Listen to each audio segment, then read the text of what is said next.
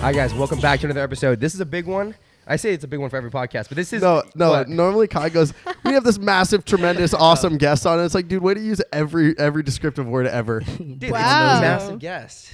He goes massive, and then it's it always gets a little awkward when some people some Aren't people that come. massive. Yeah, some people like No. they either aren't You think that I'm massive. saying they are massive? I don't know what it you is. Just like it seems like you try to brown nose him a little bit, but then it doesn't work. Yeah. Because like he's like it's massive so and so guest, and then like cuts over to like so normal. So are you guest. implying that I'm massive? Yeah. Oh, what defines that? You're following. That's what I mean. See, but there lies the confusion. People don't know what I'm talking about. But anyway, the guest has now been introduced. We have Charly Hey joined on today. guys, what's up? what is Thanks for going having on? me on. Excited to Of be course. here. I've seen your guys' stuff a lot, just all around the internet. So you guys are crushing it too. Yeah, and way to stay out of drama. You kind of stay out of the you kind of stay off the main channel. I do. I am just not about drama at all. I try to avoid it at all costs. But as my page gets bigger, it's kind of unavoidable. Like I have to address it. I have to confront it. I have to talk about it. And, I don't have a problem with it now, but at first it definitely sucked. I've been getting more used to having like my personal life online, but Yeah. And you've also been like hanging out though with a lot more people that are in the public eye. that is right? true. That is true. I made travel videos for like 2.5 years, so I was never really in LA. And especially when quarantine started, I was like forced to stay here. Yeah. So I kind of just like had to find new friend groups and start hanging out with people here. And it was actually really cool because I got to connect with people that, I'd seen for years, but I'd never actually met. And we all kind of did the same thing. I think I had like 1.5 million when I moved to LA. So I kind of built my following outside of Los Angeles. Wow, that's amazing. Yeah. So wait, take us to the beginning because you grew up in Vegas, right? In like a lot more conservative family. You talked about that, and then you went into modeling. Like, what's the whole story there? Like, how did get into travel vlogs? Get into like what you're doing now? You're on. He goes, give me the spark notes. I know. Give me the spark notes. So basically, my whole family is LDS. I've talked about that super openly, Mormon, whatever you want to call it. And when I was 18, I kind of decided to step outside of my comfort zone. And I was also a D1 athlete. I signed a full-ride scholarship to go run track and field, hurdles and sprints at Cal State Fullerton.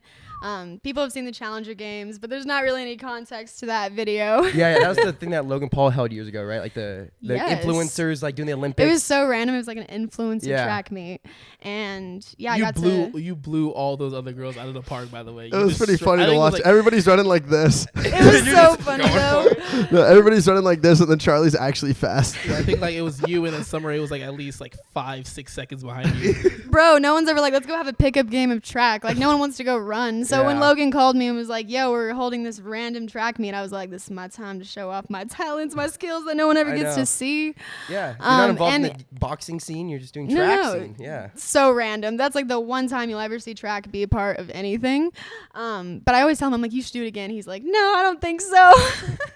But when I ran it, I went because each race that you won, we won $5,000 to donate to charity. Okay. So I won like 3 of the races and got like $15,000 to donate, which I was like, that's so fun. Like that's perfect. Yeah. But yeah, the Challenger Games was quite the time. But I ran track and I basically, that shift from like going on this path that I'd been told to go on, that my family thought I was going to go on, that just your typical like, go to school, get a job, whatever.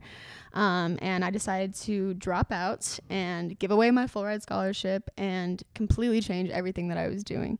I stopped practicing my religion, and as a result of that, I actually ended up getting kicked out of my house. Are you serious? Yes, I was like halfway through my senior year of high school, and I got kicked out of my house, and I lived like an hour and a half away. I like was staying at or crashing at a friend's house for a bit until I graduated, and I could actually barely get to high school. Like it was like an hour and a half away from where I lived. So I barely graduated. I had straight A's, but I barely graduated because of attendance purposes. Yeah. And then, my family was very hurt at the time from my personal decisions. So I literally at graduation walked by myself, which was the craziest thing ever. High school was not the best time for me, guys. I walked by myself at graduation, and after that day, I was just like, I'm never going back to this ever again. Like, I'm going to go do my own thing. And I had a car. That was one thing that I did have. So I decided to start doing road trips. I was like, I just saw all this like incredible content online. I've been taking pictures already, doing like some travel stuff, but I like really dove into it because I didn't have to be at school anymore, so I could just go. And I started doing road trips. I did road trips for like a year in Utah, and that like grew my following to like 400,000 followers on Instagram. Okay. And after the road trips, I had different companies hitting me up, like Honda and companies like Tree, and that was actually that was like my first travel trip that I did. It was the eco conservation brand, which kind of like flung me into that whole side of everything that I do, because every trip that I did, I was going because I was doing conservation work, and making videos with tourism boards and different conservation groups in each place that I went. So these places would fly you out, and then you're creating content around why people should come visit, or like at least increasing the awareness for it. Exactly. So bringing it back a little bit, we grew up with a lot of people like in the LDS community, and like it's interesting because they grew up like more sheltered, and then as we went into high school, a lot of them branched away. Like my best friend, they grew up Mormon, but then he also branched away in high school. Like how did that happen? Like it was just a day you told your parents, or was it something that was building up over years in high school? It was over the course of years. I think when I was like, I've always kind of had a chip on my shoulder just being like a girl in general, and especially in that religion, it's kind of sexist. And when I was like 12, 13, being told, oh, you're going to learn how to take care of kids. Yeah. I was just like, what? Like, I was that kid in class that was like, they would say something, and I was in the back, always raising my hand, questioning everything that they were saying. And that wasn't even because of anything anyone had told me. It was literally just a feeling that I started to get as I got older. Seminary is like this early morning fucking class. Seminary? What's that? It's like so like you notice it in high school, like all the kids who were Mormon, they would all like carpool from the Mormon church over to the high school because you have to get there at like 6 a.m, and then you go practice. I just thought it was like a carpool setup. They do always show up together. They always they always pull up in the literally this one time these like Mormon kids from high school, they ran into my car in the parking lot, and like 10 kids get out because they all had come from seminary. Can't be mean to them. Yeah, they're so nice. They just fucking just run right into my car. I'm like, okay, what the fuck? And then like 10 people come out. I'm like, oh my God, I'm not ready to deal with this right now. We always heard about the dances that would happen because we always got invited. God. The Mormon dances with all the I love that this is the topic of conversation right now. I haven't talked about steak dances in literally years. Oh yeah. It's the most awkward thing in the entire world. They get like all like the 12, 13, 14, 15-year-olds, and it's like a dance in a church where you literally can't get closer than like 3 Bibles apart. You're like, what's your favorite colored toothbrush? Like you're just asking like the most random questions. The sexual tension's just off the charts. Off the charts. It's a bunch of kids who just can't touch each other. So like, it's unreal. It's kind of weird when you think about it. I'm like, oh, that was kind of weird of them to do that. But seminary was just like the early morning class. Like I woke up an hour before actual school every single day for 4 years, and it was just like, this is wrong and this is wrong, and it just felt weird to me. I was being told like, hey, you're gonna get married and have kids, and that's the meaning of life. I feel like it's the people you're surrounded like by, like in high school, middle school, that aren't Mormon. I guess like you're more of like introduced to a new like lifestyle of the way they're living life, and you kind of break out of that. But it's crazy because I don't even feel like that was it, because I was definitely that kid that was like, if you could not swear around me, like everyone in high school called me prude. It was the worst thing ever. I was just like, what do you mean? No, not at all. Okay. I mean, I didn't do anything until I was 18. Because a lot of our friends that were like rebelling, I guess, some way in their parents, or like it was a lot more. They were partying. They were going out doing stuff. They weren't even partying. They weren't even partying. They were just doing hard drugs on like their own time. Like they would literally just like they just like chill at home, and they'd be like, okay, like this kid's doing fucking DMT. This, like I just like fucking. But that's a huge problem with like the culture of the religion, is that kids do that stuff anyways, and they just hide it. Wouldn't you rather your kid be honest with you instead of like, the amount of like even girls I know that would like get pregnant and not tell their parents, and like something terrible would happen because they're trying to hide it, right? Or it's like, oh, you can't have sex before marriage, and then they do some other weird shit. They're like, that doesn't count. You know exactly. What's that one song? We're gonna talk about soaking right now. No, it's what's soaking? What is that? It's like this whole like everyone. What is it? I don't even know if we can talk about this. No, we got talk about it. Yeah. It's literally when you just like go in and you don't move, and it doesn't count. It's called soaking. But like marinating, like it's marinating. Yeah. They call that in some parts of the country. But that was like a thing that people would do because they're like, oh, it doesn't count, or like doing fucking like anal, and they're like, oh, it doesn't count. I'm like, bro, I'm like, this is so like, just don't do that. Yeah, and like, what is it like? If you fuck in the ear, then it's not as okay. Yeah. There's a few like abstinence sex moves that can be done. There's one called the Provo push, which it's not Provo, Utah. Shout out Provo. Shout out BYU. It's called the Provo push, and ultimately it's soaking. But then like your friends are in the room and they like move the bed. Oh god. So like it's manually assisted soaking. Or there's something else called durfing. Noel Miller. It's like dick surfing, but it's like it's fully clothed and like when Noel did the Bachelor of Provo when he roasted that. Yeah, he has a song. He has a song about durfing now. It's fucking hilarious. What about you said the other day like what the armpit sex or something like that? Yeah, people like you can like go on like the knee, like back of the knee or armpit. The knee pit. He goes. It's all just so funny because it's like it's clearly like. What are you into over here? I'm knee pits. No, I'm into much. Different. He goes, I'm into much weirder things actually. So keep your story going about we were on like road trip, like you're getting like road tripping and stuff like that. Yes. We were talking about Mormon things. Yes. Kind of branching away from that, but going back into the road trips, broke away from the religion, all that, and I started doing road trips, which was super fun. Went all over Utah, Colorado, like any neighboring state that I could get to. And then I just had, started growing the social media following, and like I was trying to do modeling, but the modeling industry is really brutal. It's, they're like, lose 15 pounds. You got signed to a shit agency, right? That's what I did. I signed with this agency, and they were telling me, they're like, we need you to lose 15 pounds in 2 weeks. And then the suggestions of like, just don't eat and smoke cigarettes. And I'm like, no wonder models are pissy and bitchy all the time because they're hungry. Yeah, I mean, I'm like, they're just so hungry. They just need some food. Like models get a bad rap for having a bad attitude. And literally I feel like it's because they're just hungry. Get her some Chick-fil-A and they'll be good.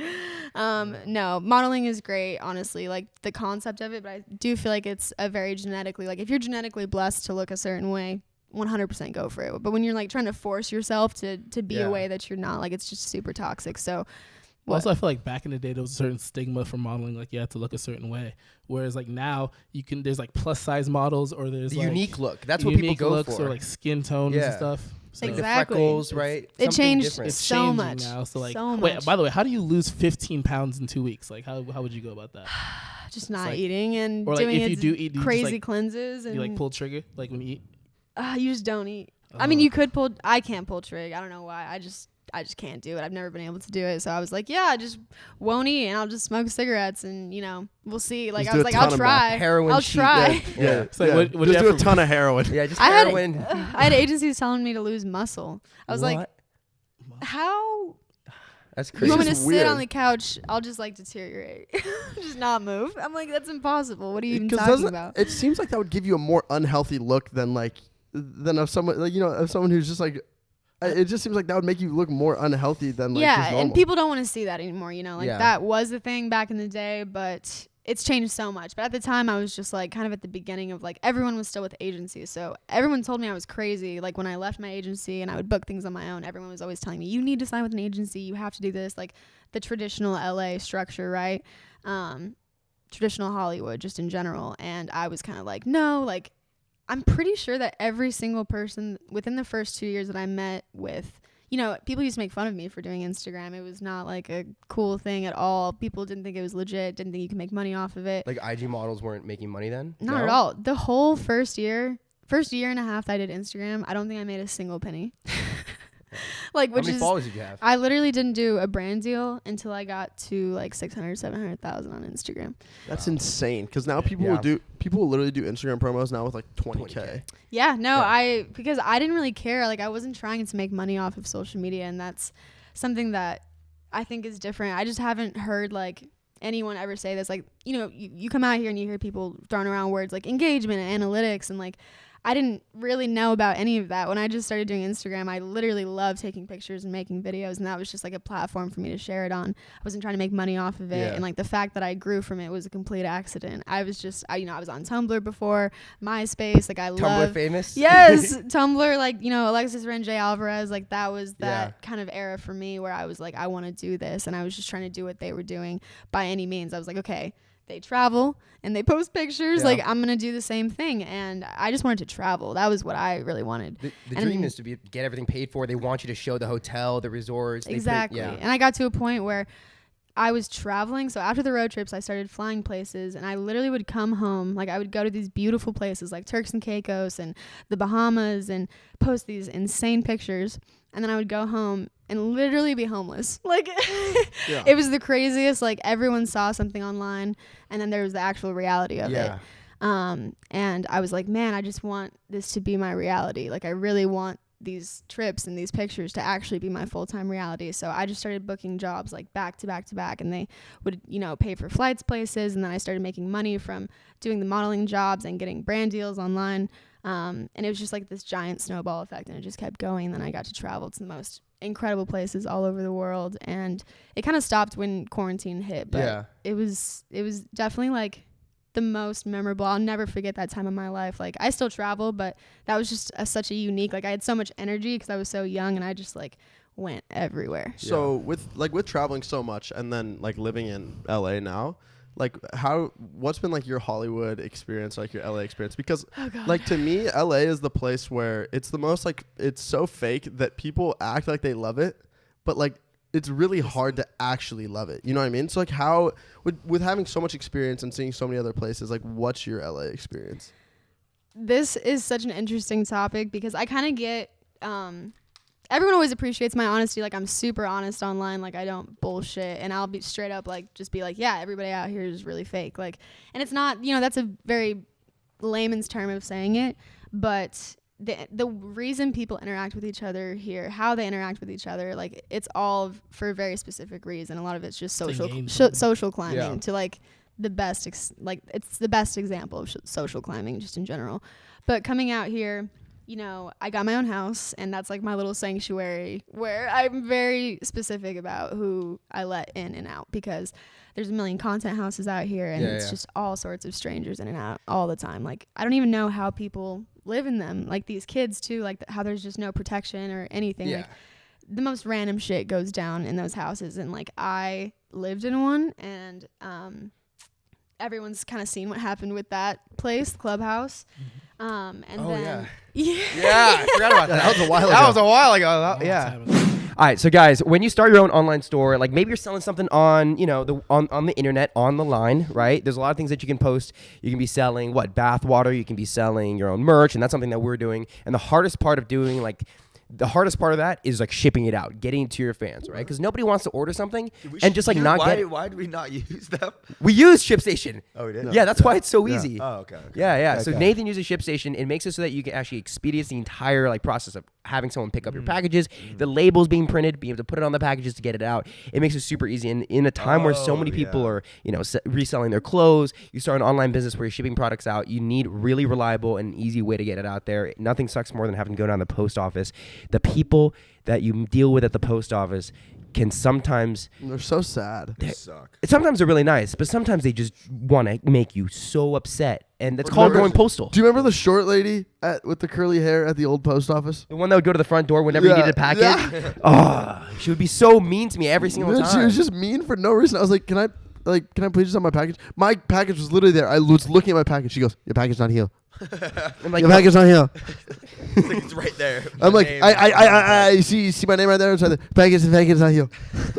All right, so the big thing is you're able to import orders from your sales channel, so you know exactly who your orders need to go out to, as well as the fact that ShipStation works with a lot of these carriers to have really deep discount rates for shipping your merch out. Nothing sucks more than selling merch and then paying the same price to just ship it out. They have great partnerships that have great discounts for that. Automate just about any shipping task. Spend a lot less time on shipping and a lot more time just growing your business. No matter what you're selling, Amazon, Etsy, no matter where you're selling, Amazon, Etsy, your own website, ShipStation funnels all your orders into one simple interface that you can manage from anywhere. It's super simple. So guys, all you got to do is use code TheSync to get a 60-day free trial. That's 2 months free of no hassle, stress-free shipping. It changes the game. Stop going to the post office and dropping off 1,000 packages. Have them come to your door. Get those labels going. Go to ShipStation.com. That's ShipStation.com. Click on the microphone at the top of the page and type in TheSync. That's ShipStation.com. Enter code TheSync. Make ship happen. Thank you. And another support for the day, today's episode, is Manscaped. Manscaped has been the right tool to get the job done quickly, safely, and hygienically. Father's Day is just around the corner, and you probably need a gift for your hairy dad. Make your dad proud this year and get him yourself the Manscaped Lawnmower 4.0, the ultra smooth package. You know what they say, like father, like son. It's a great Father's Day gift, right? Yeah, 100%. Yeah, your dad's got hairy sack, right? You care about. You could also like help him too, like get like if he's old, you can help. Oh, him, right. Like, Yeah. it's, like, Be more easy. like your dad holds his shaft while you shave his Yeah, nuts. and it's Right, easy to right. get like around the edges if they can't like bend over and get it. Yeah, Like, and your family, you don't want to hurt your dad. Yeah. So you choose the best tool there is to not cut your dad's ball sack, not do anything there, and actually make it a smooth, clean process to get a clean shave. And you're able to do that with a Manscaped 4.0. Yes. I feel like everyone that like comes over and like, because they like know that Manscaped has been like our sponsor for like a very long time. Yeah. I feel like everyone always asks, it's like, do they actually work? Do they actually work? It's like, yes, they actually The work. razor, it works. Who was it's the one really person good. that actually uses it? There was somebody who had. Well, was it Joey Yo bought one. Oh yeah, yeah. Joey Oh. bought it. Joey bought. He's like, does it actually work? I'm like, yeah. He's like, How would it not work? That's the question. Like, It doesn't work if it cuts your balls. Like Yeah. if it makes I it think- hard, right? It also doesn't work if it's not waterproof. Like certain razors that say they're waterproof that are not actually Right, waterproof. and then they shock you. It sucks when you're shaving your balls. But Manscaped stops that completely by making it completely waterproof. The flashlight's on there so you can see everything that's going on, and you just don't have to fear about nicking and your sack. I like the new kit they get. Oh yeah, no, the kits are sick. Yeah. Yeah, they it's have- called the ultra smooth package. Yeah, the ultra smooth patch is super nice. Yeah. Oh yeah. It comes with like a little like baby razor, so if you like need to shave like your taint or something, like you can literally just get all up in there. Yeah. So get 20% off free shipping by going to manscaped.com using the code TheSync. That's 20% off with free shipping by going to manscaped.com. The code TheSync. It's dad bod season. Time to get smooth. Let's go. Dude, I was like one of the first Yeah. people to No, I move into remember. that place. That was one of the first stories we ever did on TikTok when we joined. Was like, there's a new place called Clubhouse. What is it? Yeah, And then how we was the watched- backlash for that It was one? pretty funny. We just reacted to your guys' video with like the lion in front of the house. You know? Oh, yeah. Yeah. I don't know. Yeah, I was friends with Daisy Yeah. Keach, and she invited me to move in. I did it for a couple months, but it just wasn't my cup of tea. Not anything specific bad that happened. I just was like, yo, like this is wild living here. And then I visited all of them, and obviously have a lot of friends who live in them, and it's just the craziest shit ever. I've never really dealt with paparazzi until I was out here full time. Yeah. Because I Until just, Fletcher. bro, Fletcher, Kevin. Yeah. I was literally just out to dinner last night in Kevin's, like I was just having a normal conversation with him because I know him now, and he just whips out a camera while we're talking like mid convo. I'm like, all right, like this is how it's better to know them. Yeah. Because at first, when I first started getting paparazzi'd, I remember like walking out of Boa, and I almost had a panic attack. Like I was not okay. I actually left the entire group of people I was with and just walked away because not only were the paparazzi taking pictures, but in my head, traditional celebrities just keep going about their day while the paparazzi is shooting them. Right. Versus all of the TikTokers Who talk to them? who and have- interact yeah. with them and are basically filming a vlog while being paparazzi. But then the fans get upset. They're like, "Really? You're just gonna walk away and not answer the Yeah, we questions? wanna know. Do you think you're that big of a deal?" But it's like, nah. But it's like that's not how it is. Sometimes I don't want to be talking for 10 minutes at a conversation right after I eat dinner. well, it's just like, yeah, that's your personal time, right? Like you go to dinner, you're with your friends, like you don't want to be interviewed about what you're doing for work or any stuff like that. And at first it kind of freaked me out. I was like, why are you guys like interacting with them so much? But it does make it more personal, like as I saw like them getting to know like the actual names of the people shooting them, and like then I talked to Kevin and Fletcher and all of them. Like it's just way better that way. And it felt more personal instead of just me like having a million cameras shoved in my face. But I also feel like I didn't get to really have the full LA experience because of quarantine the whole time. I was living in Beverly Hills, and there's like militia guards up and down the streets holding AKs because it was the middle of the riots, like everything that was going on. So it was completely different, and it's just been a lot of like random house parties, and LA kind of has sucked during quarantine. Random house parties is a perfect way to. The way I describe it is like there's like this like upper echelon of like creators who will come, and it's like, okay, like, you actually like want to like see them, and then there's like this like mid tier, maybe has like 200K on TikTok, and like they'll show up and they'll be everywhere and they'll party every single night, and they have like 4 addies a night. Yeah, 4 addresses a night. They'll pull up and It's a they'll shuttle just takes them. and it's like Bro. and it's like they have this creator fund. of, you know, like Creator Fund or like brand deals or whatever that just supplies like this alcohol. Like you can just buy as much alcohol as you possibly want, and you can pay rent and you can buy nice clothes. And that is the exact description of 95% of the people that will pull up to these parties. And it's so funny. That is super accurate. And it's just so, it's and the you'll same see 'em faces. it's like, It's a small world, way smaller than we thought. Like when we first moved here, you see the same people every single time. Yeah, the social media niche bubble, I've also come to realize that in the past couple months, and I've just been trying to expand my circle because naturally that's who I hung out with when I got here because we all do the same thing. I was like, this is going to be sick. Like, we'll all get along.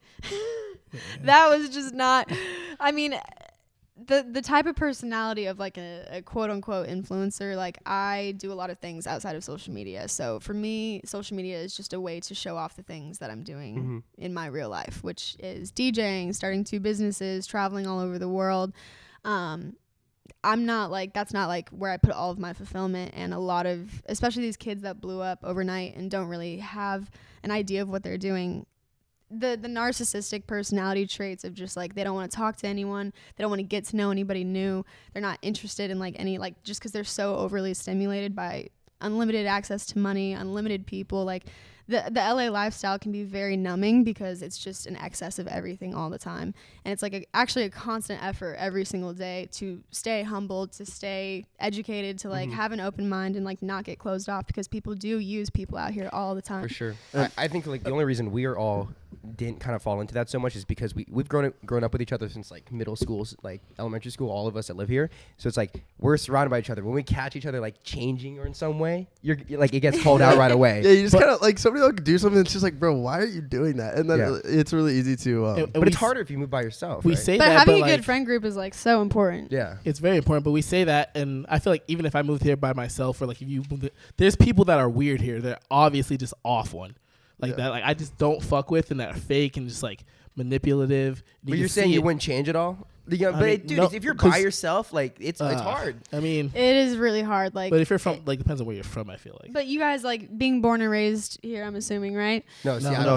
we're from Seattle. Yeah, that's why. Oh shit! Wait, when did you guys move here? A year ago. Yeah, 6 months ago. Yeah. Oh, okay. Give it some time. Yeah. The first year was hard, and like you guys aren't. I mean, you're kind of a bit removed. Like you're all with each other, so that's like, you know, super helpful. I came out here by myself, and yeah, having a friend group does make a huge difference, because at least you have some people that are like, your thoughts are valid, like we understand what you're saying, like even if you are changing, like everyone's gonna change. I'm not gonna knock people for doing that. Like you change positively, you change negatively, you can't control that. Like you can try to, but sometimes shit just happens, and that's like my whole fucking brand, like finding, you know, beauty in pain, like changing for the better from bad things that happen to you. Because if you let those negative things, like every single person who comes up to you and is like this and this and this, or every comment that's like, I hate you, you suck, like if you let all of those things get to you, which you totally can, it'll literally ruin you as a person. Like I have seen social media absolutely destroy people, like to the point of them like not even wanting to be on this earth anymore. And that is a power that social media, that people have given social media.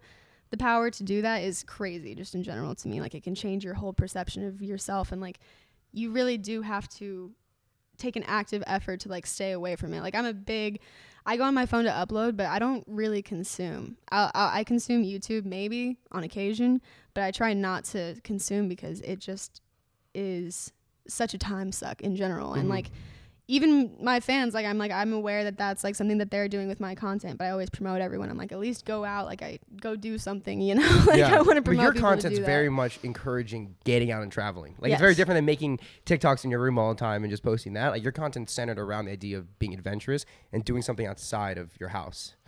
These kids don't leave their houses. They don't. No, it's gnarly. They don't leave their houses. Yeah. I was blown away. I was like, you're literally not leaving your room for hours and hours and hours and hours. It's crazy to me because I'm used to being outside, meeting new people all the time. And it was actually, I was really depressed like the first half of quarantine because I did not know how to fall back into a routine like that. Yeah. It was just the weirdest thing ever. I get that. But DJing, music, obviously I had a lot of time to do that. Yeah. That's where all the random house parties come in, because I was just DJing like with my friends, you know. It wasn't even big house parties, but I would just set up my turntables and we'd have a dance party. That's the best you could really That's do. the best. See, like, that's nobody dances anymore. Nobody like has fun. But what one thing I was gonna tell you that's kind of funny is we were at like this is probably 8 months ago. It was the last time like we all saw you, but we were at a party at FTB and like you were there, but like I didn't know it was you, and like I like went up and like talked to you, and like I was probably. Oh my god! Tell her Holy shit! I remember that. Tell her what she said. What? Tell her what she said. I can't remember what I said. No, I remember it. It was probably something along the lines of like. What? I was like. No, I can tell you exactly what you said. I was like, damn, damn, you fine as fuck or something like that. No, that's exactly what you said. Yeah. You said, and then like we were talking, and then I was like talking to you for like a little bit. I'm like, oh fuck, this is Charlie Jordan. And then Chris like looking at me because Tayler was like he was like somewhere over there. And Chris I'm like, how do I get out of this? How do I get myself out of this hole I've just dug myself in? Because I was just like talking to you and I was just probably just being stupid. And then I was like, okay, I don't want to piss this dude off. So then I was like, I got it. And then I was like, in my view, I saw a V. I saw her and then Tayler and then you on this side saying you fine as fuck when he was right there. I was just like, all right. Because I remember the next morning Kyle comes downstairs and goes, dude. I don't remember that. No, I just told Charlie Jordan she's fine as fuck, but right next to Tayler.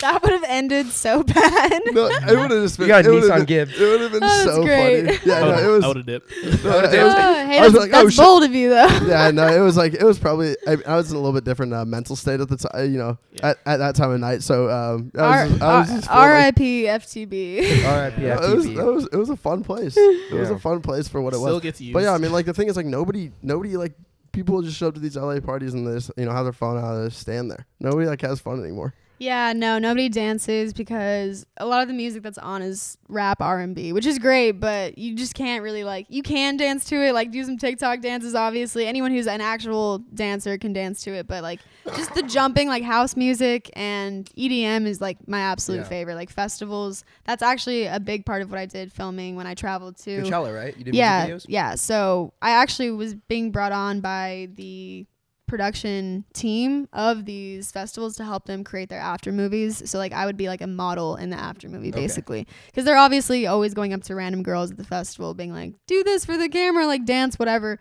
But like EDC, they've brought me out like 3 years in a row, and I like work with the production team that films the after movie to be a model, like walking around the festival, and also creatively directing my own videos. So I do promo for the festival where I make my own video, post it on my social media pages. But I did it for like EDC and Lollapalooza, and there was one out in, I cannot remember what it's called. I've done so many. They're all blending together. EDC Mexico, Pal Norte. Like I've traveled all over for all of these festivals, and it was just the best thing ever. Like that's actually how I got into DJing, because I was filming these DJs and I was like, this is the coolest shit I've ever seen in my entire life. Yeah. I was like, I have to learn how to do this. When a DJ has, 4,000, 5,000 people all jumping up and down at the same time, you're just like, what the fuck is going on? And so I, from filming, I started off as a rave goer turned filmer turned DJ. So I like just slowly kind of worked my way up the festival like ladder, because I definitely was like 16 sneaking into EDC, like crying at the front, being like, I lost my ticket, so that they would let me in. I remember the first year I walked into EDC, it was like Skrillex and Marshmello going back to back. And then, years later now, like I was at dinner a couple months ago and like talked to Skrillex for like an hour, and he was the coolest guy ever. Yeah, that's crazy. And then knowing people, that know Marshmello, and like having connections with, just meeting like Cascade, like my manager manages Cascade, and like that connection for me, Cascade is one of the biggest DJs just in history, and is also Mormon, which is crazy. He's like this 40-year-old dad that gets up and he's DJ'd the largest festival crowd in history, which was at Ultra Miami in 2017. And his kids and wife are like over here, and he's just like going hard. I was like, this is the craziest thing I've ever seen. That's crazy how you go from like audience to backstage, and then to on stage performing, and then to talking to people behind the stage. Like, damn. That's crazy. Yeah. Yeah, the progression. I'm like big on like, I love just figuring things out to like the core of like what it is. So like obviously festivals are like centered around DJs. So I just kind of like went up with that. And even like in the social media space, when we talk about how small it is, it's very, very small out here. I actually feel like if you just do social media, like there's not much of a, once you get to a certain level, you can't really learn anything else. Like there's nothing else to learn. Like it like caps out. Does that make sense? Yeah, like, you're doing it and like, you innovate into what kind of content you're making besides that. Yes, you're always adapting and changing what you're doing 100%, but actual growth of you as like a person, like there's not too much of that in the social media. That's why it's super important to do things on the outside. Yeah. Did y'all see the cereal that the Sway Boys released this morning? Did they release it or are they working on it? I don't know. I just saw the pictures. I was like, oh, we out here releasing cereal. We got to get creative. No, they've been working with a lot of influencers. They didn't make it. They need money for that month. I'm not gonna So lie, need money it's for that weird month. because like when I think of the Sway Boys, I'm like, okay, like I'm thinking they're gonna die out. They come out with a show. They're gonna No, die out a they're little all bit, actually and then it's like very smart. Yeah. Very smart. I like. Well, and they work with smart people. Yes, by all means, they I had say- incredible teams. They all had a lot of potential. Like even when I met them, they were so young. Their manager hired me to come play one of their birthdays a year and a half, 2 years ago. I think Josh Richards was turning 18, and I met them. Like it's been cool to see how much they've grown. Like when I did meet them, they were kind of like just getting out here, and so they were super young and just figuring stuff out. But they really have like grown into their own peeps, and they're crushing it. They're killing it. the biggest thing I'm impressed with is like how they're all able to branch out because like everybody knows like it's not like exactly Sway. Like how it used to be, I guess, like them all living together, but they all branched out, but like they're still all known as Sway. Mm-hmm. Yeah. Everyone's branched out. All these like influencers turned whatever, actor, singer. boxer, singer, funniest all thing of the above. The funniest thing to me is like with you come from you became an influencer. Like you know what I mean? Like you were doing like your own thing kind of, which was like, like travel, like travel vlogger or, just showing people stuff about traveling. And then you kind of like became in like the influencing space. Yeah. But all these people are like influencers that then become other things. And it's like, when in a million years was Addison Rae ever planning? She was going to LSU. When was she ever planning on releasing a song? Ever. Never. You know what I mean? Like she never was. But then, you get a management team behind you. You get all this stuff happening. Hey, a song would look really good for you right now and be a really good source of just because. Have you watched The Social Dilemma? But It's about like just. It's this. Insanity. I have. So it's a documentary Yeah. on Netflix, and it talks about something that's really interesting that always like it freaked me out a lot, and it hit home with me because I obviously do social media. When I watched it, I was kind of triggered a little bit. I was like, whoa, and like that exactly what you're talking about is a prime example of social media changing human behavior. So like she would have never done that. That was not a personal interest. That was not something she was thinking about doing. And because people respond to things a certain way online, like someone will do something once, right? And then all of a sudden that's their full-time career because it blew up online when maybe that's not even something that they're interested in, that they were going to do before. It influences who you spend time with. Like you'll hang out with someone and maybe post a video together and people will see that video together did well. So all of a sudden that's your new best friend. And that's fucked up for me to think about. Even on a more micro level, things you get recommended change the way that you think about things and things that you're interested in. It takes on a whole different path in life. And that can lead you, like if you're not careful about what you consume online because you're looking at it all day, like it will change you over time without you even knowing. Like there was a couple months online where I got served like mental health TikToks a lot, and it like convinced me that I was like depressed. Like I was literally getting served like anxiety, depression, like all this shit, and I was just like, yo, like is something wrong with me? Like I've had to go through sprees where I just unfollow accounts because they're posting a lot of negativity, and like it would make me sad. Like I'm a very like emotional, things affect me. So like when I'm reading that stuff and consuming that stuff and seeing people like literally just hang out with people because content does well, it makes me really sad. Like that's a lot of LA too. Like when you're talking about what's your LA experience, like the friend groups and like these houses, like all these kids, they're not living together. Like there's a couple houses that I know that they actually like all grew up together and are actually friends, but they're not living together because they're friends. They're living together because their content performs well when they make it together. And that's the sole purpose behind it. And that feeling right there just already feels like very off to me, where it's just like not authentic. Thank you so much. Thank you so much to Bird Dogs. Bird Dogs is epic. You guys, Lululemon pants are obviously the best. They have like, what's that term called, Luke, that everyone made fun of me before? Like I had high line shorts. What are they called? No. They're saying my shorts were like not high enough. They were over my knees and that was wrong. The new style is like you have them a little higher up, right? Yeah, no, if Kyle was here, you guys should tell me if I'm right. But no, so I had shorts that were way too long. They didn't fit me very well. They just didn't have the look that, like, I don't know. It's comfortable out on the beach and out, especially during the summer. So with summer coming up, Bird Dogs is the place to be. It is like Lululemon shorts. You know how comfortable they are, but it's significantly cheaper. And actually, like, the people that made that are the ones that are making Bird Dogs now. The same team that came over. It's epic. It's huge. And guys, you guys need to check it out. And they're working with us right now. Like, when I say that, what I mean is like Bird Dogs. They stole the designers from Lululemon. They came over and created the same pants, but they're significantly cheaper. Go check it out and use code TheSync, and boom, a free Bird Dogs whistle tip will also be coming to you guys. That's right. And whistle tip is not what you think it is. It's a football, okay? It's not a dick related. It's nothing like that. Don't think that. What it is you buy anything using code SYNC on birddogs.com. That's SYNC on birddogs.com. You're going to get a free whistle tip football. That's like the Nerf footballs back in the day where you could throw it like a mile, but you get a free one when you get it. So it's perfect for the summer. Bring it out. Bird Dogs. Again, that's code SYNC, birddogs.com. Thank you so much. Yeah. Thank you so much. Thank you so much, Bird Dogs. So when you apply that to like an actual like relationship between like two people, right? Like how do you believe that becomes like detrimental to that relationship? Because like most recently, like I see like you and Tayler Holder you guys were dating, and so you know, you see in the comments like, oh my God, like I love these two, or like I don't like these two, right? Like how do you believe like that either like adds or takes away from like a relationship? So that was my first public relationship. Like I had dated a guy before, but he didn't really put any time into it. So, you know, Tayler, like that whole situation was my first time experiencing that. When did you start dating Tayler again? We started dating, it was probably back in September of last year, August of last year. Like that's when we started kind of like hanging out. But the comments and the whole public opinion, like I've never really cared about that stuff. And when we started hanging out, I actually didn't, I didn't know what he really did. I'd met him 3 years prior to us dating. He actually DM'd me and, I said I like had a boyfriend at the time, so I told him to email me, and he never talked to me again after. Did you send him an email response? That's rough. Like, hey, yeah, I'm like, you don't want to hang out soon. Here's my email. You don't want the boyfriend to see the DMs.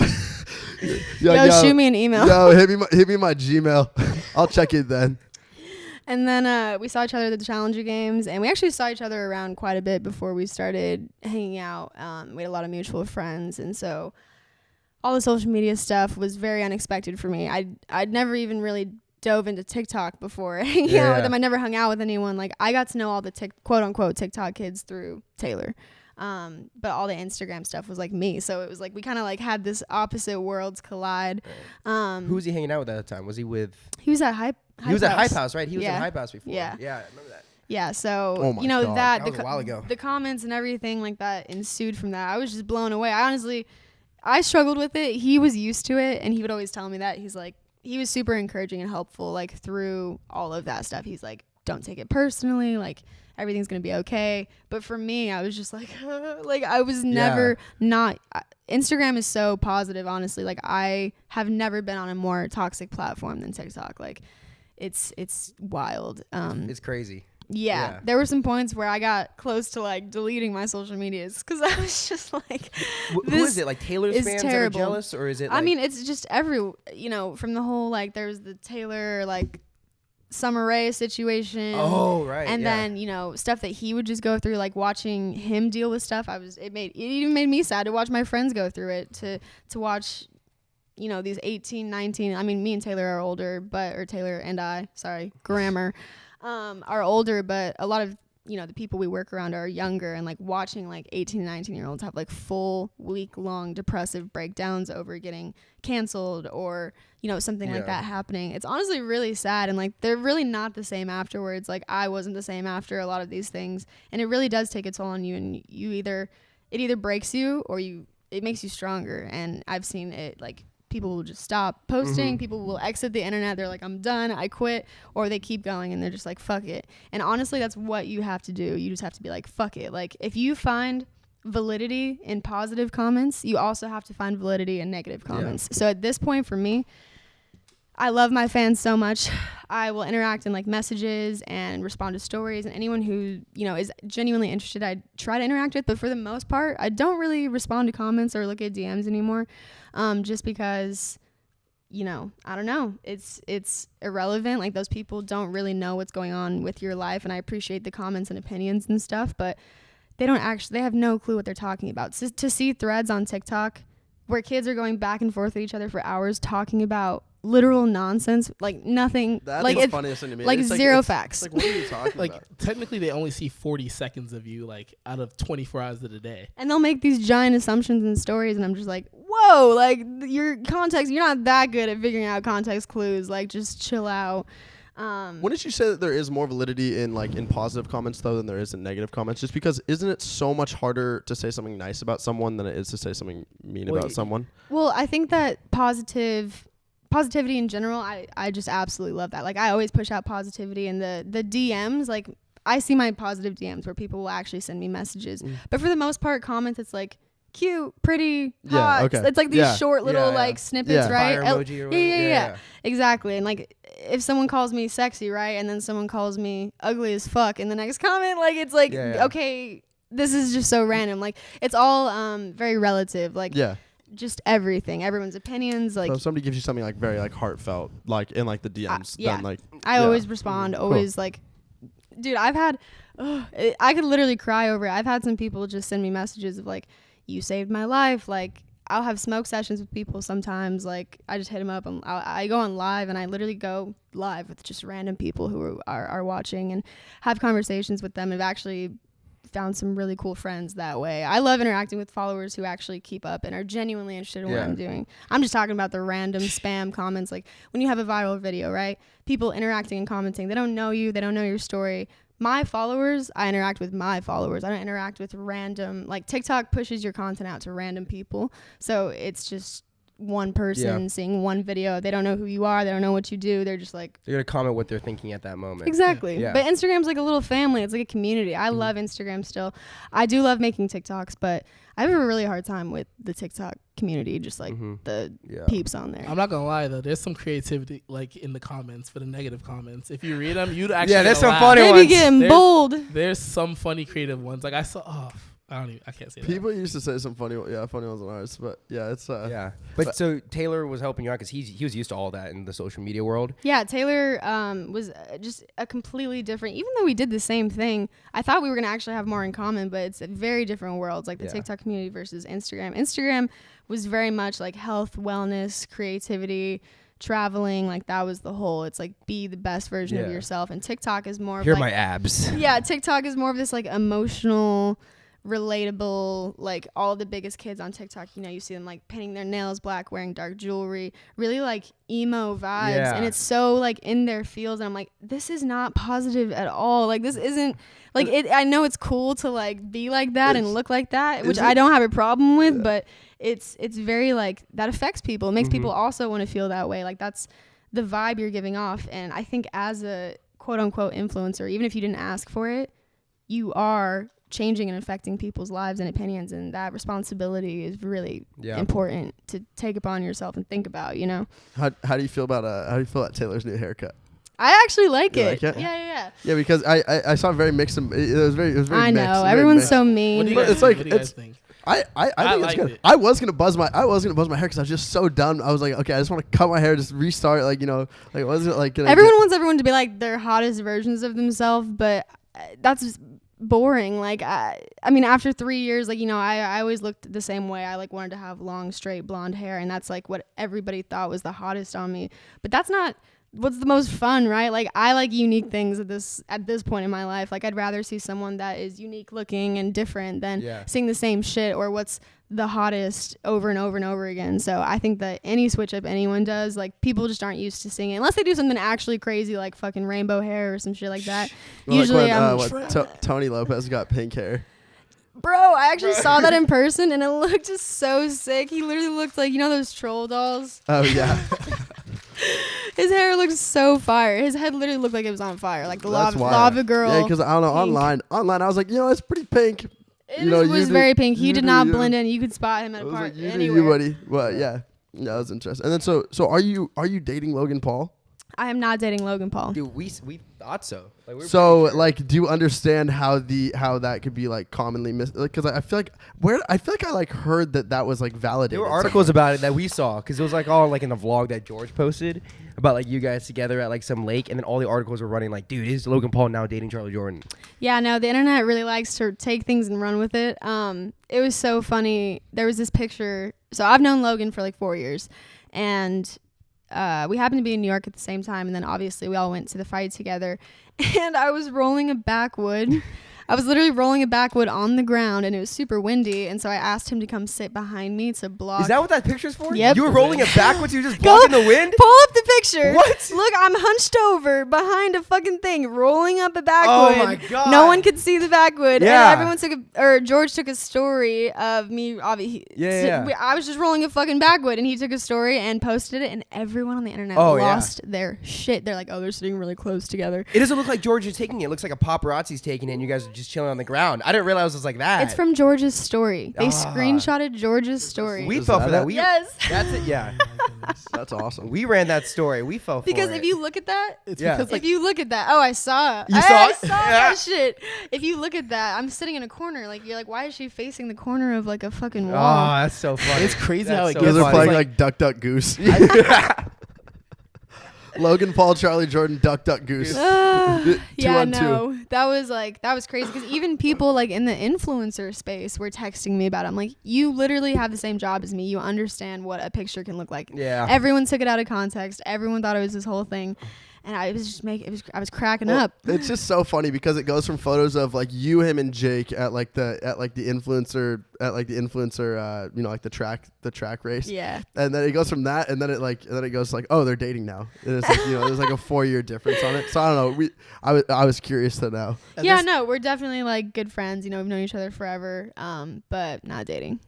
Yeah, at this point, like Single as a any Pringle. girl that's next to Logan Paul, like they might as well be saying like they're dating them. You know? No, Because every girl that's next to Logan Paul, everyone thinks he's dating him. anyone in the influencer space, if they hang out with the opposite gender, even with Tayler, you know, you see him hanging out with these girls and everyone's like this and this and this. Like, he's taking heat for things. I'm taking heat for things. Logan takes heat for things.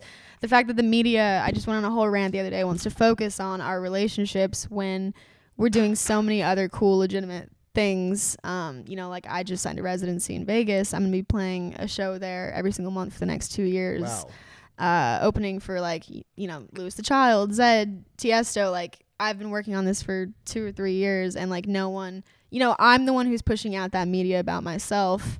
And, you know, usually positive press and positive media is being pushed out by the influencers about themselves, and then everything else that's around it is negative or controversial or debating like how someone fucked up. And it's because it's all these media outlets who want to get clicks and views. So they negative. I saw some video where it's like negative energy. When you say something negative has like 4 times as much of an effect on someone than saying something positive.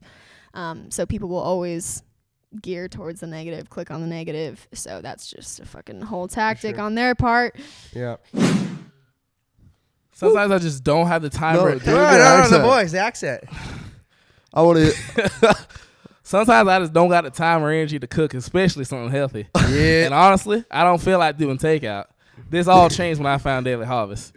Daily Harvest delivers delicious food, all built with organic fruits, vegetables, right to your door. It takes literally minutes to prepare, and you'll never have to think twice about food. I was gonna, dude. You're literally better. You're better at reading in an accent. And never have to think twice about eating the food and never have to think twice.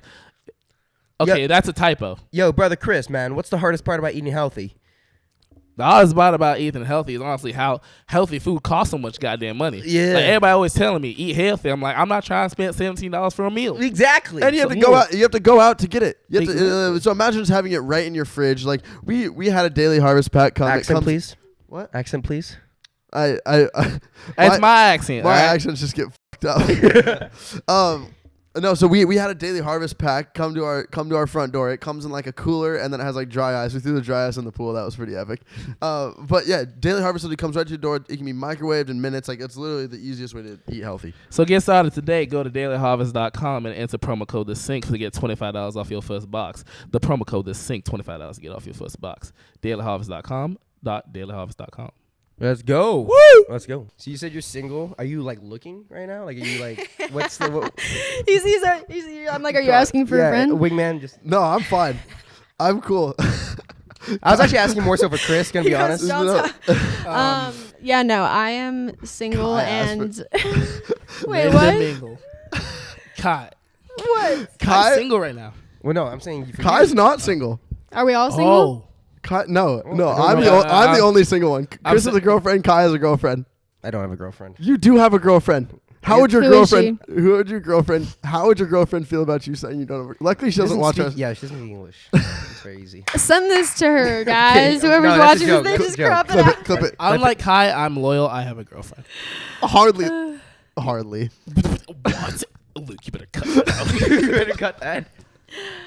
Anyway, what were you Yeah, saying? I'm just trying to recover from this last one right now. Well, yeah, it's just Because obviously, it like, takes time. It takes a little yeah. bit of time for sure. Yeah. definitely takes some time. It was a big event on TikTok. Like, it was huge all over social media. What was going on between you and Tayler? Especially like the longer you date someone for, the more time it takes to get over it. I feel like Definitely. unless like that person like just completely like just does some horrible stuff to you, then like you can get over it like almost instantly, and then it takes time after that to get over it. Also, like you said, that's your first relationship, like under a magnifying glass. Yeah. You know, so And it was Yeah, blasted. Oh, The sorry. breakup, like you're saying, positivity versus negativity. When we got together, like it was kind of a thing, but it wasn't that big of a thing. And then the breakup was like, holy shit, this is all over the internet. I was like, wow, like we had so many great happy moments, and everyone wants to focus on this terrible one. But the breakup was a lot more public than I wanted it to be.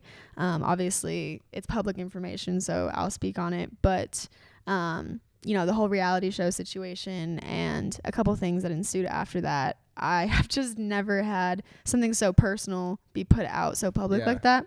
So I tried to respond to it the best way possible. Looking back, I definitely could have responded in, better ways, but I've never had something so personal to maybe put out online, and it was honestly really hard. I even said I was like, I'm going to take a break from social media for a little bit, just because, this and this, and like I went and traveled. Like after our breakup, I went to New York and then Atlanta and Miami and Puerto Rico and all these like places to just kind of get some space and get back to like what I always do. Like I always travel and go see friends and meet new people. So I'm honestly just trying to find me again, especially now that everything's opening back up and I'm so busy. Like I really don't have time to be in a relationship at the moment, between music and then the two businesses, Beauty and Pain, which is these necklaces that I sell.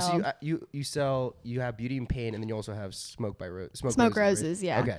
So I'm running like 3 Instagram accounts on the daily. Can you send us a pack of those Smoke Roses? I got please? you. I got you. Thank you. Yes, I'll send you guys all packs, but that has been crazy because we've been selling out on every single drop that we've been doing for the past 4 months. So and it's I feel like it's hard to make like cool jewelry like too, because that's what it is. Like that's what your other company is. I feel like it's hard to make, but like like you just like you see. It's also hard because you never know what like who makes the jewelry that people are like wearing. So like because there's so much jewelry. Yeah. You see these bitches out here wearing like 10 gold necklaces that all look the same. You're like, what the fuck is going on? No, it's definitely cool though. But it's just so I feel like it's just so hard to just get like your jewelry name out there. It definitely is. But it's crazy because all of my companies that I've started, it was all just like organic growth and followers through.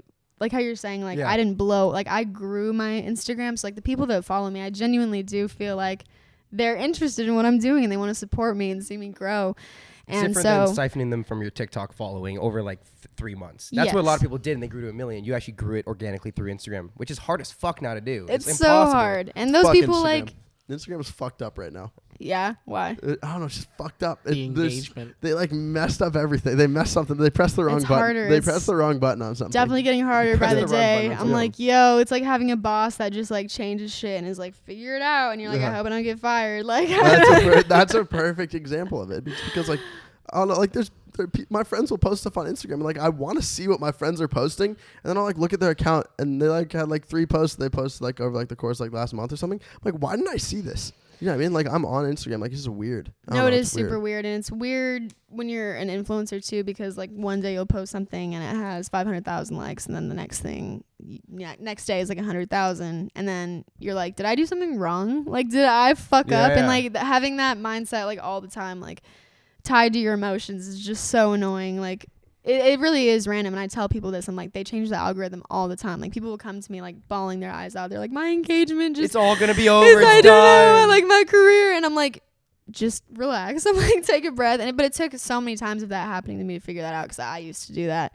And now I'm just like, yeah, like, Instagram and TikTok, every single time they change their algorithm, they're making it harder or poking holes in something. So you just have to readjust your content and figure out what works. Yeah. And it's always like that. Like, you'll go see your most favorite creators, like, you'll see dips in their profile and then it comes back up, and dips and then it comes back up, and that's how it's always been.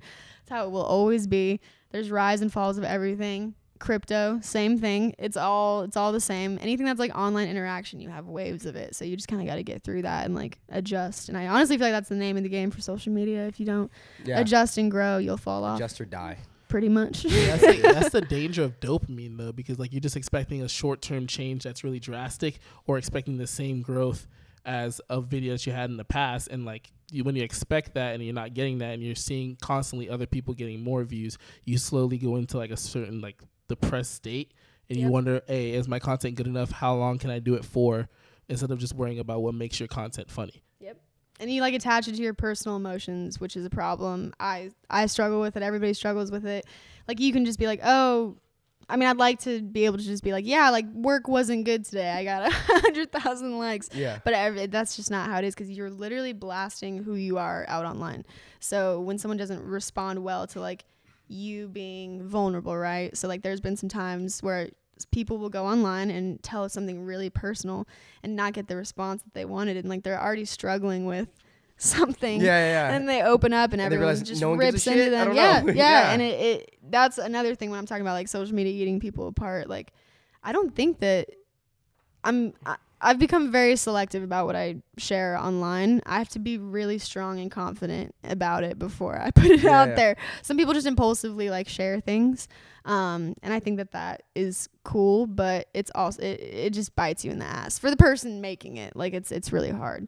But yeah, dude, I feel like I've been doing this for like so long now. It's so cool. I'm 22, so I'm not that much older than you guys, but for some reason, just like the era that I got into TikTok or Instagram, and seeing like this whole new wave, and like there's people that are older than me that say the same thing to me. They're like, yo, like, we've been watching this, and it really is the same patterns. It's just, you know, kind of figuring it out. And obviously, like, the Paul brothers have done an incredible job of, you know, the wave kind of situation, just right? Staying really relevant. They figure it out, and they're so good at it. There's like a lot of hardships. I mean, they've been I've never canceled multiple times. Like, you know, like they've done multiple things that should have ended, you know, that like theoretically in social media like end careers, and they have came through it and figured out how to be stronger from it. And like, but it's all, I feel like with social media, it's all about like diversifying how like what like you like really do. Because if your month to month is on brand deals and, you know, creator fund, then like you don't have this, like with you, like you're starting other companies, but like you don't have like this like set in stone, you know, like you don't like feel like super confident on your income or what you can do. So I feel like with having like other companies and stuff like that, it's made me so much more like relaxed and just like confident in what I do. I'm honestly, out of anything that I've done, probably the most proud of the Roses brand, just because, especially for like a cannabis oriented company, to have like 150,000 followers on Instagram and be selling out, you know, like merch, like almost like, you know how Nelk does their drops, like that is something that I would like to work towards at some point. And in the space in general, like everything that I'm doing too is very male driven, like music and DJing, it's like predominantly male driven. Owning your own businesses, and just in general, like I've been trying to connect with more female entrepreneurs and people who are doing stuff in that realm, but it's all very male driven, even from like agencies and people who are actually getting the deals and booking the deals. It's a lot of guy managers and just in the scene in general. So just being a female out here trying to like dip into all these things that are predominantly male run has been so interesting. I just love like getting in there and just like breaking it up. I'm like, yo, like, what's up? Dude, weed is like there's no female cannabis companies. There's a couple that I can maybe think of, but really not any. So it's really fun to just get in there and like figure everything out and meet all these incredible people and find new ways. Like I talk about how you should always find like mentors for what you want to do and then kind of take it and make it your own. And that's like all I'm trying to do. The funniest thing about trying to like sell weed products, like to me, is how it still is like people still try and sell it as tobacco products because like it's, you know, like it won't get like taken down off TikTok or something like that. Like the raw does it really well. Like you know, like pretzels, right? Yeah, it's all pretzels and stuff like that. Or even if you go into smoke shops, like grinders are not there, you know, like they're obviously for grinding weed, but like they'll say they're like tobacco grinders and stuff like that. So like it's just, I wonder when the change will be of when it becomes everybody's selling these products for weed. Like, you know, they aren't tobacco wraps, they're weed wraps. I just don't know why it's such a problem still. Like the fact that alcohol is legal everywhere. Like alcohol is legitimate poison that you're putting into your body. It's like everybody's choice of substance. And I know everybody's bodies react differently. And people like may feel better with alcohol, whatever, but you know, coming from even a family that struggles with alcoholism, like I've just seen alcohol and how it changes you over time. You know, obviously everything in moderation is fine, but even during the pandemic, like people had nothing to do, nothing to do, and people were just drinking, and I was just like, this is crazy. And it changes, like, look up how alcohol changes your brain over time when you drink it. Like, it literally deteriorates it. Real quick, as stoners, right? Because Kai, you consider yourself a stoner, right? Yeah. You are, and I am one too. Isn't it the worst thing when you ask somebody, hey, do you smoke weed? And they're like, no, it gives me anxiety. And then they're like, okay, what do you do? And they're like, oh, I drink. That's all I do. I drink. That's the worst thing I hear from anyone that says I don't smoke. Well, dude, it's not even just like they pinpoint like something like anxiety. It's just generally just shit on smoke and go. Yeah, it's like, but dude, I just so drink. Bad for you. I just drink, and they're just shitting on smoking. I'm like, I don't know. Like I don't smoke. medicinal. I don't smoke. I don't shit on it. Like it's just not my thing. Like it's like. Well, most of the time people I'm like, when did you smoke? And they're like, oh, when I was drunk. And I was like, yo, so you were crossed. No, it's not. That is not me. No, actually, Kyle, that is not me. You say that is not me at all. I'll literally. Hey, hold on. You complain that like you drink and then you smoke after. I've never smoked. The first time I ever smoked, I was crossed, but I've never done it. That's what I mean. If I get drunk, I would never dare smoke weed because I know it'll pass it out. When did you start smoking? Like in Vegas? When I was 18. Oh, you're 18. Yeah. It's not that. It all started when I was 18, man. So I actually grew up in Vegas, and then I moved to Utah my senior year of high school. Dude, Utah and pack. It was when I moved to Utah and saw Provo at first hand that I was like, I do not want to be Mormon anymore.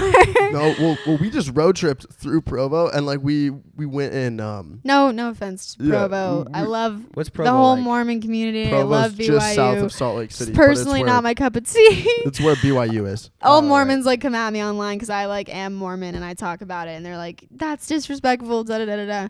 But it's just a personal preference, you know. If you want to get married when you're 18 and have some babies, and that a lot of babies, the rest of your life, go for it. I cannot do that. Yeah, pretty much saying, do you want to like tether yourself for the rest of your life and never have any like, personal life experience? Exactly. Like when you get married when you're 18, like what you're gonna change so much. Yeah. Like so much. And if like, you and your partner don't change together, you're fucked. Like that doesn't make any sense to me. I don't know. Well, and like just think about how much of a different person you are when you're 18 to when like you're even 20. Like it's the difference of being in high school and actually living on your own. You're so different than like what you ever could have imagined yourself being like 2 years prior to that. I literally had someone try to propose to me when I was a sophomore in high school. Really? Yes. Was it at one of those dances? It was. It was my boyfriend at the time was about to go on his mission. If you know what a mission is. Yeah. It's where you leave when you're 18 for 2 years and go teach the gospel.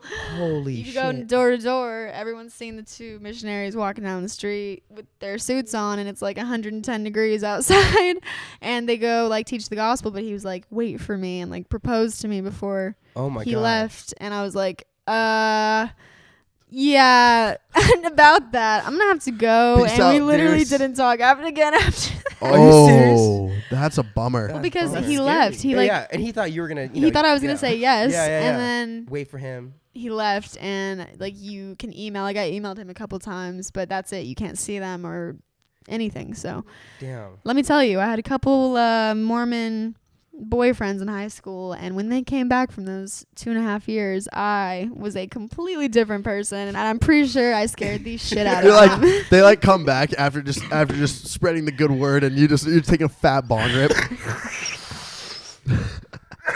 Yo, I want to rip. Oh, taking fat bong rips, posting, bikini pictures all over the internet. Currently now doing OnlyFans. They're like, I think she's going to hell. Yeah. How long did you start your OnlyFans? 6 months ago. Okay. 7 months ago. I kind of started hearing about it, obviously, because I'm in the space. I hear about things very early on. Yeah. So before even the general public really knew what OnlyFans was, I had people coming to me being like, this is the next big thing. Bella Thorne and Tana and all of them got on it super early. Yeah. And, all the girls are talking about it. We're like, yo, this website is a potential for just incredible opportunity, but it has a very bad reputation. So the reputation is what was scaring everyone away, because it's just a platform, just like anything else. Yeah. You can post porn on Twitter, or you can post pictures of your dog. You can post porn on Instagram, or you can post regular ass pictures. No. You can post it on Twitter. Dude, I have seen some Instagram accounts. I don't know how they don't get banned. I get tagged in porn so much on my, for some reason, literally my tags. Tag you? Every tag, if you go into people's tagged pictures, what porn websites do on Instagram is they get banned so quickly. What they do is they make a new page every single day, and they upload 15 things, and they'll just tag celebrities so that people view it, and then they get shut down and they start a different one. I've only seen it in the past couple weeks, but it's the weirdest shit I've ever seen. I'm just like, what is going on? But, OnlyFans is just a platform, and in whatever power you give it, that's kind of what it has. So it's because I tried starting my own app a couple of years ago, and it was essentially the same thing as OnlyFans, where it's a paywall. People can't just consume my content for free, because as a model/creator, I'm a creative director for all of my own content. I have annual deals with several brands where I'm in charge of shooting content that I give to them to use for their website that I promote on my own page. I create pictures and videos for advertising purposes for a living. So when I was constantly putting that, I've posted every single day on Instagram for the past 4 years. I post literally every single day, and I'm never guaranteed payment for any of that. And I work my ass off to do that. It is so much. And every time I traveled or did anything, it was solely up to me to get sponsorships, to, figure this shit out, or else I don't get paid. Yeah. And that's all content. Just content in general, you just don't get paid for it. It's up, YouTube has monetization, but if you, are yourself, basically you get demonetized. Yeah. And, same thing on TikTok. The creator fund is kind of good, but not really. It's not anywhere near as much money as YouTube, as it should be, just in general. So it's up to you to get sponsorships, and if you don't get paid for anything that you do. So in the social media world. Yeah. So OnlyFans is great because it's people who actually want to support you and understand that, hey, this is a full-time job. You make content as a full-time job. So on my OnlyFans, I upload behind the scenes DJ sets. I do live smoke sessions. If you know what Cameo is I basically turned my OnlyFans into a Cameo where people just have, they can ask me questions about myself. I'll send birthday shout outs. It's literally the same shit. And the amount of money that you make on there is just absolutely unbelievable.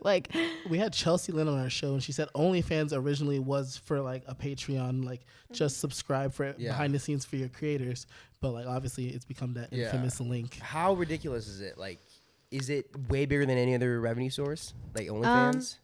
Because it's the DMs, right? You can really control how much you're making just based on how much you're going to be on that app. So revenue source, outside of, because I have my brand deals that I curate myself. Yeah. That's probably my biggest revenue source, but second after that is OnlyFans for sure. Yeah. Music, is a big investment because I have to put in a lot of money into my career to also be able to do it, from buying equipment to, just turntables in general, software, music, when you're in the studio, paying for studio time, everything, you have to put in a lot before you can really go for it. So I've been working on it for the past couple of years, but yeah, OnlyFans is instant. It's wild. It's my second probably biggest income, and it's crazy because it's just me being myself, actually. It's unedited pictures. It's just me talking. I go on rants. Bro, the other day I was on with Haley, and I just go live on OnlyFans. I go on my Instagram because I used to go live on my Instagram for hours at a time, talking to people, whatever, for free, giving advice. And then I started doing it on OnlyFans instead. And you can tip on live, so you can actually make money from stuff. Same thing on Twitch. You can literally send money. And we just had a full-blown bidding war. I literally was just like, oh, like 60 going on 65 going on 70. Like I wasn't doing jack shit. Yeah. Like I was literally just like having a conversation with these people, and we started making a joke about a bidding war, and then people started like sending tips for fun, and it was just like, it's the funniest shit ever. Like I love interacting with people on there. Do you get any comments from any down bad guys that are like, oh, I expected this OnlyFans to be something else? Yes. Oh Yes, all the time. And those people can leave, you know. I'm just like, I totally get it. You don't know who I am. Like if you're paying to see tits, go on Pornhub. There's like so it's many literally down free. bad Like Because, so I think where it stems from is like, because you have to pay to get on, like to just look at really anyone's OnlyFans. So like people don't really know. They just hear that like OnlyFans is like a sexualized platform, right? Mm-hmm. That's what they hear, but you have to pay in order to actually see it for yourself. So then when like they end up paying, and then they maybe don't see like this like over sexualization of this platform or of this like creator that is on there, then they're kind of like, oh, like, you know, I just got played. But it's like, it's not really like you got played. You just don't really know any better. And I mean, I don't actually follow her. And watch no, free 100%. porn if you need anything else. Exactly. Free porn. And I do. So online, I used to post suggestive content for years. That was like, I posted all over my Instagram. I since have taken down some of those pictures, and I do some like suggestive stuff on my OnlyFans, but that's only in like the messaging, which across the board for anyone who does OnlyFans, that's where people make the most That's money. when like someone can sends you money, and you guys are communicating, and you can Yes. send something personal to them. Yes. Yeah. I talk to a lot of like OnlyFans managers that talk about how they actually do a lot of the messages for the girls that they work with. Mm-hmm. That's crazy. Yeah, too. some You think people, that- yeah. everyone runs their OnlyFans differently. Some people have people that are literally just messaging for them. Like they literally hire someone to just do that for them, which is crazy because you might be getting played. You might be That's getting what we're played. saying. You're getting played. Imagine a male manager just sending, hey baby, thanks for the I've been talking to $50. Thanks for the Hannah So moaned weird. you for like months now, but she's actually talking to her manager. Thanks for the bits. No, so many people do that, and then there's some people that have full control of their OnlyFans. There's people that go through agencies. There's people that have their boyfriends running it for them, which That's I rough. don't That's tough. understand that one. That one just seems like like just an awkward conversation at night. There are so many female influencers that do that. Can the people who are paying for I your don't know her OnlyFans- personally, but I've heard some really interesting things about Kristen Hancher's OnlyFans. Really? Yes. If you guys haven't checked that out, go check it out. What have you heard? I heard that she takes TikTok audios and does transitions like into doing sexual things like on her OnlyFans. Like the transitions over the face, but it ends up in like a blowy? Like that? Oh like, no! But you transition it like in a isn't TikTok. it just her and her boyfriend fucking? There's that. Yes. Yeah, there's I've a lot seen of that. there's But a lot which- of those, but no, what- like transitioning into her like not having clothes on. It's pretty much just like it'd be like small waist, pretty face with the big bank, Oh. and then it'd The be big her bank just is getting. actual. Then it'd be her just getting fucked. Okay. That's Which actually genius. That's I'm gonna be honest. But That's also- creative. hashtag That's FYP. like kinda creative. like sex work is a legitimate thing, and I Yeah. don't knock anyone who wants to do that, but for everyone to just assume that the whole platform is just True. not incorrect. Like people will be like, oh well, OnlyFans is not. I'm like, go subscribe, go look. Yeah. You won't find anything on there. Sorry. Yeah. So I mean, it's just kind of because that would be people who aren't your real fans. Then seeing you and then being like, okay, I want like what OnlyFans has to offer on this. So like Yes. OnlyFans is meant for your real, like It's it's meant- meant for Yeah. fans. It is the literal ideal platform for anyone who's a content creator, in my opinion. Yeah. From a full-blown analytical perspective, like you're uploading content all day, every day, and you're not making any money off of it. Why would you do that? I'm about to launch a series on OnlyFans, like an actual series that I have a full production team for. You could upload a podcast on there. You could upload anything on there, and it's just a paywall. That's what OnlyFans is a paywall in general. So that's what I use it for. And everyone who has checked out my OnlyFans, appreciate you. And if you haven't yet, go check If it you out. want to go check it out, yeah, I do smoke sessions on there. I literally do behind the scenes of DJing. Like I'll just be at home, like mixing and giving tips on like how to do that stuff. The series that I'm doing is actually going into like great detail on how I got into all of these industries that I'm in right now. So actually offering some knowledge for people. Yeah. You know, like I can upload videos on YouTube all day, just being like this and this and this, and here's all this free information on how I did everything, or maybe you could support a creator and pay for that information, because it's valuable. Like, it's not just random shit. So I think it's a great thing, but everyone has their own opinions on it. Yeah, no, go check it out. But the last thing we want to do is our fans send us their questions, the personal issues that are going on. They want advice. So they don't know who's going to be on the podcast. They don't know who's going to answer it. But we have an email, and I kind of want your opinion on this. Hey, guys, I'm Savion. I'm 14. It's a little young. I'm Savion. I'm 14 and live in New York. I'm coming to you guys with the problem of girls. I grew up hanging with girls. I grew up hanging around adults, and so I developed a very mature brain and mentality, right? So he's older. Mm-hmm. So I struggle to talk to girls because I can be overwhelming because they think like a child, and I can be too straightforward. Any advice? Love you guys. Keep up the good work, and let Faith know I simp for her. Faith Ordway. Shut up, Faith. But I think where you went wrong is saying I'm too smart for them. That's probably where you start. But where would you take that? So he's saying he thinks he's too advanced. So when he talks to girls in his age, he thinks that he's too he's I don't know. He just can't communicate. So remember this, because I also had I was around a lot of adults and had a semi-traumatic childhood. So you think that you're mature, but that's actually you trying to cope with certain trauma that you've been through. So if you are constantly around adults, constantly not having, types of interactions that you should, you may feel older, but you're not. You're the same age as them. You've been through the same things. You've been alive the same time. Just really, I would say work on bringing back that childlike side of yourself instead of trying to grow up too fast. Yeah. I know it's a deep answer. We have some members on this team that I feel are a little too, or speak too grown for, I guess, females that are our age, right? I can say Ethan and Kai. Well, for Ethan, example. I don't know what Ethan's deal is. Ethan will talk to girls and he'll just say something. It's dude, why the fuck did you just say that? This girl's probably been drinking a little bit and she's not going to be able to think about what you just said. Or even if he says it to me, he'll tell me something that's just such it's a fact of something. And I'll be like, dude, shut up. I don't want to hear it right now. But why people who are actually secure in what they like someone who's actually confident, right? Yeah. I, cause I had such a chip on my shoulder for a while. I would go above and beyond to be a type of way towards people, be put together and smart or whatever, because I was trying to be all serious. And I just realized I know that I'm smart, so I don't need to go out of my way to let somebody else know. And if they don't think that I am, that's their fucking problem. If you're confident and secure in yourself, you wouldn't feel the need to constantly prove people or tell people this is how smart I am, these are things that I know. I think just being present and interacting, my favorite thing in the entire world is talking to people, because you gotta get to dip into their world and forget about everything that's going on with you. People that are constantly this is who I am and this is me and this and this and this, even I struggle with it at times, but I think it's just better to be present and get to know that person and look more inward instead of always just trying to be this is who I am. And even him being at 14 years old, he's I'm so mature, I've been around a lot of adults. That's great, but you also have to have other sides of yourself, to be mature and childish at the same time, not just mature. I think possessing opposite qualities is super important. Also, the use of periods would be a big game changer. That was all one sentence.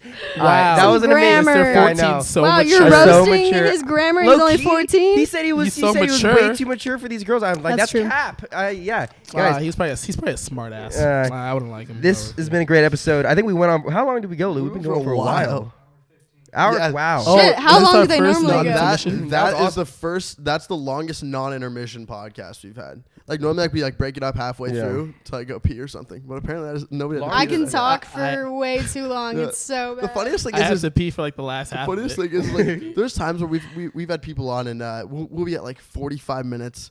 And we'll kind of be trying to wrap it up, and that just won't stop talking. Those feels keep going, and then at the end they'll be oh, I could talk for hours. It's yes, that's me. No, but yours was interesting to a point to where we talked for an hour 15 minutes without any. It was back and forth. Any but people will literally talk for 45 minutes, and we'll end it, and it's funny. Oh, you're not talking the whole time they're talking. Yeah. Shit. It's all right. We did one time with Alex Warren for 2 hours and 15 minutes once. That was it. We just went off. I don't know. No, it's sick. I love the back and forth, and it was sick talking to all you guys. Awesome. I loved hearing from the Mormon stuff to roses to OnlyFans to traveling, music. Boofing or whatever. What did you say? Boofing or no, it's not. Durfing. Durfing and soaking.